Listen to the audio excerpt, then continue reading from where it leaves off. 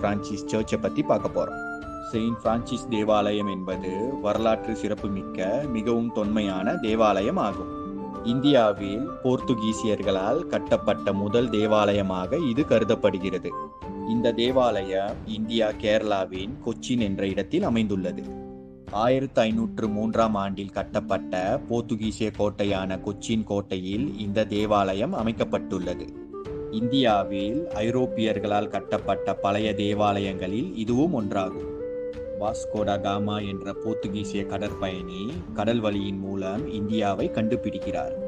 இவரின் கப்பல்கள் 1498ஆம் ஆண்டில் கேரளாவின் கோழிக்கோடு என்ற இடத்தில் கரை இறங்குகிறது. அதன் பிறகு கடல் பயணத்தின் மூலம் இந்தியாவிற்கு செல்லும் வழி கண்டுபிடிக்கப்பட்டதும் வாஸ்கோ ட காமாவை தொடர்ந்து அல்வாரெஸ் காப்ரா மற்றும் அல்போன்சோ டி அல்புகார்கே போன்ற போர்த்துகீசியர்களும் கடல் வழியின் மூலம்